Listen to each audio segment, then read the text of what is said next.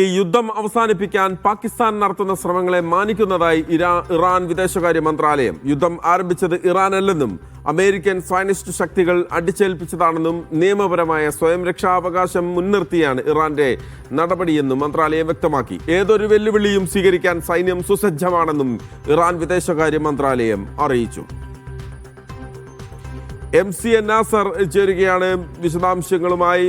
MCA, യുദ്ധം തുടങ്ങിവെച്ചത് ഞങ്ങളല്ല, അത് അമേരിക്കയാണ്. അമേരിക്കയും സയനിസ്റ്റ് ശക്തികളുമാണ് അത് തുടങ്ങിവെച്ചത്.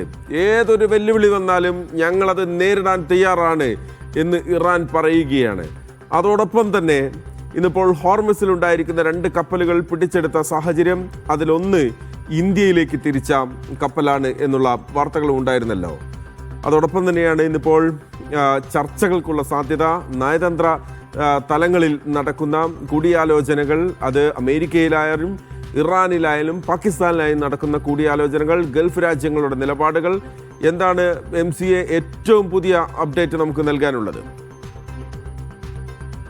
മഹേഷ്, ഇന്നലെ രാത്രി നമ്മൾ സംസാരിക്കുമ്പോൾ വലിയ തോതിലുള്ള ഒരു പിരിമുറുക്കം രൂപപ്പെട്ടിരുന്നു. കാരണം ഇന്ന് വെളുപ്പിനായിരുന്നു 2 ആഴ്ച നീണ്ട വെടിനിർത്തൽ കരാർ അവസാനിക്കേണ്ടിയിരുന്നത്. എന്ത് സംഭവിക്കുമെന്നൊരു ആശങ്ക സ്വാഭാവികമായി തന്നെ ഗൾഫ് മേഖലയിലും അതോടൊപ്പം തന്നെ ലോകത്തുടനീളം രൂപപ്പെട്ടിരുന്നു. പക്ഷേ ഏറ്റവും അവസാന ഘട്ടത്തിലാണ് ട്രംപിന്റെ ഭാഗത്തു നിന്ന് ഏകപക്ഷീയമായിട്ട് താൻ തന്നെ ഈ വെടിനിർത്തൽ ദീർഘിപ്പിക്കുന്നതാണ് എന്നൊരു പ്രഖ്യാപനം വന്നു. അതൊരു വലിയ സമാധാനമായിട്ട് മാറിയിട്ടുണ്ട്. പക്ഷേ അതിൻ്റെ സമയപരിധി സംബന്ധിച്ച് ഒരു വ്യക്തമായിട്ടുള്ള ഒരു തീയതി നിർണയിക്കപ്പെട്ടിട്ടില്ല. 3 മുതൽ 5 ദിവസം വരെ എന്നാണ് ഇപ്പോൾ അമേരിക്കൻ മാധ്യമങ്ങൾ വൈറ്റ് ഹൗസ് വൃത്തങ്ങളെ ഉദ്ധരിച്ചുകൊണ്ട് പറയുന്നത്. അതിനിടയിൽ ഇറാന്റെ ഭാഗത്തു നിന്ന് ഈ പ്രശ്നപരിഹാരവുമായി ബന്ധപ്പെട്ട കൃത്യമായിട്ടുള്ള ഒരു ഫോർമുല ഇറാൻ മുന്നോട്ട് വെക്കുകയാണെങ്കിൽ തീർച്ചയായിട്ടും പിന്നെ ഒരു ചർച്ചയിലേക്ക് കാര്യങ്ങൾ പോവുകയും പറ്റുമെങ്കിൽ ഒരു കരാറിലേക്ക് എത്താമെന്ന ഒരു ഉദാരമായിട്ടുള്ള നിലപാടാണ് ഇപ്പോൾ അമേരിക്കൻ പ്രസിഡന്റ് ട്രംപ് സ്വീകരിച്ചിരിക്കുന്നത്. അതിൻ്റെ ഭാഗമായിട്ട് മധ്യസ്ഥ നീക്കങ്ങൾ വളരെ ശക്തമായി തന്നെ ഇന്നും തുടരുന്നുണ്ട്.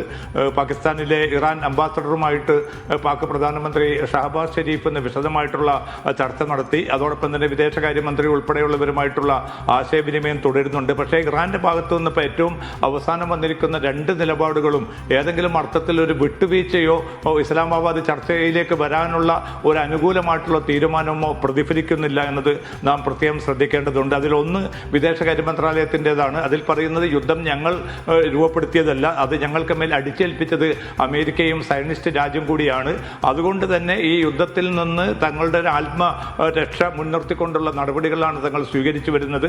അത് ആ സ്വഭാവത്തിൽ തന്നെ മുന്നോട്ട് പോകുമെന്ന ഒരു മുന്നറിയിപ്പാണ് ഇറാന്റെ ഭാഗത്തു നിന്നുണ്ടാകുന്നത്. അതോടൊപ്പം തന്നെ പാർലമെന്റ് സ്പീക്കർ മുഹമ്മദ് ബാക്കർ കാലിബാഫിന്റെ ഒരു പ്രതികരണം വന്നിരിക്കുന്നതിലും അദ്ദേഹവും ഇക്കാര്യത്തിൽ ഉറച്ചു നിൽക്കുകയാണ്.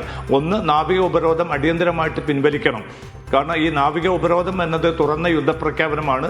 അത് നിലനിൽക്കെ ഒരു ചർച്ചയും സ്വീകാര്യമല്ല. ഇറാൻ ജനതയുടെ താല്പര്യങ്ങളും രാജ്യത്തിൻ്റെ പൊതുവായ താല്പര്യങ്ങളും മുൻനിർത്തി മാത്രമായിരിക്കും രാജ്യം മുന്നോട്ട് പോവുക എന്നുകൂടി അസന്നിഗ്ധമായി തന്നെ ഇറാൻ വ്യക്തമാക്കുന്ന ഒരു സാഹചര്യത്തിൽ പൊടുന്നനെ ഇസ്ലാമാബാദിലേക്കുള്ള ചർച്ചയ്ക്ക് ഇറാൻ സംഘം എത്തുമെന്ന് കരുതാനാവില്ല. പിന്നെ എന്ത് സംഭവിക്കും എന്നതായിരിക്കും പ്രധാനപ്പെട്ട ചോദ്യം. എന്തായാലും ഒരു യുദ്ധത്തിലേക്ക് ഇറങ്ങാനുള്ള ഒരു താല്പര്യം ട്രംപിന്റെ പ്രതികരണത്തിലോ വൈറ്റ് ഹൗസിന്റെ നീക്കങ്ങളിലോ യാതൊരു നിലക്കും പ്രകടമാവുന്നില്ല. കാരണം ഒരുപാട് സങ്കീർണമായിട്ടുള്ള ഘട്ടത്തിലേക്ക് പിന്നെ കടക്കേണ്ടി വരും. അതിന് ഉതകുന്ന ഒരു സൈനിക സംവിധാനങ്ങളോ പ്രതിരോധ സംവിധാനങ്ങളോ അമേരിക്കയ്ക്ക് ഇല്ല എന്നൊരു യാഥാർത്ഥ്യം അമേരിക്ക ഉൾക്കൊള്ളുന്നുണ്ട്. അത് മാത്രമല്ല, ഒരു കരയുദ്ധത്തിലേക്ക് പോവുകയാണെങ്കിൽ സ്ഥിതിഗതികൾ വളരെ നീണ്ടു നിൽക്കുന്ന സങ്കീർണമായിട്ടുള്ള ഘട്ടങ്ങളിലേക്ക് പോകും. അതുകൊണ്ട് എങ്ങനെയും ഇറാനെ കൊണ്ട് പരമാവധി ഉപാധികൾ അംഗീകരിപ്പിച്ചുകൊണ്ടുള്ള ഒരു കരാറിൽ എത്തിച്ചേരുക, ഇതാണ് ഇപ്പോൾ അമേരിക്കൻ പ്രസിഡന്റ് ട്രംപ് ലക്ഷ്യമിടുന്നത്.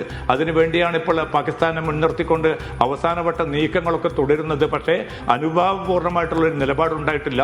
അതോടൊപ്പം തന്നെയാണ് മഹേഷ് സൂചിപ്പിച്ചതുപോലെ ഈ ഹോർമസ് കടലെടുക്കിലെ സംഘർഷം കുറെ കൂടി സംഘർഷാത്മകമായിട്ട് തുടരുകയാണ്. 2 കപ്പലുകൾ പിടിച്ചെടുക്കുക മാത്രമല്ല, അത് തങ്ങളുടെ തുറമുഖത്തേക്ക് ഇറാൻ കൊണ്ടുപോയതായിട്ടുള്ള റിപ്പോർട്ടുകൾ കൂടിയാണ് ഇപ്പോൾ പുറത്തു വരുന്നത്. ഒരു കപ്പൽ ഇന്ത്യയിലേക്കുള്ളതാണ്. എന്തായാലും ആ കപ്പലുകൾ തങ്ങളുടെ മാർഗനിർദ്ദേശങ്ങൾ ലംഘിച്ച് മുന്നോട്ട് പോകാൻ തുനിഞ്ഞതാണ് അത് പിടിച്ചെടുക്കാൻ കാരണമെന്നാണ് IRGC വ്യക്തമാക്കുന്നത്. അതോടൊപ്പം തന്നെ ഒമാൻ സമുദ്രത്തിൽ പനാമ പതാക വഹിച്ച ഒരു കപ്പലിന് നേരെ ആക്രമണം ഉണ്ടാവുകയും വലിയ തോതിലുള്ള നാശനഷ്ടങ്ങൾ ആ കപ്പലിന് നേരിടുകയും ചെയ്തിരുന്നു. അപ്പോൾ അമേരിക്കയുടെ ഭാഗത്തു നിന്നുള്ള നാവിക പ്രതിരോധം ഒരു ഭാഗത്ത് തുടരുമ്പോൾ അതിനെ മറികടന്നുകൊണ്ടാണ് തങ്ങളുടേതായിട്ടുള്ള ഹോർമുസിലുള്ള തങ്ങളുടെ പരമാധികാരം സമർത്ഥിച്ചുകൊണ്ട് ഇറാൻ തങ്ങളുടേതായിട്ടുള്ള നീക്കങ്ങളിലും ഏർപ്പെട്ടിരിക്കുന്നത്. അത് സ്വാഭാവികമായിട്ടും കയറ്റിറക്കുമതിയെ വലിയ തോതിൽ ബാധിക്കും. ഇപ്പോൾ തന്നെ എണ്ണവില $100 മുകളിലേക്ക് എത്തിയതായിട്ടുള്ള റിപ്പോർട്ടുകൾ പുറത്തു വരുന്നുണ്ട്. ഇറക്കുമതി രാജ്യങ്ങളായിട്ടുള്ള ഇന്ത്യ ഉൾപ്പെടെയുള്ളവയെ വളരെ പ്രതികൂലമായിട്ട് ബാധിക്കുന്ന ഒരു സാഹചര്യം കൂടിയാണ് ഹോർമുസിലെ ഈ കടലിടുക്ക് സ്തംഭിക്കപ്പെട്ടിരിക്കുന്ന ഒരു സാഹചര്യം രൂപപ്പെടുത്തുന്നത്.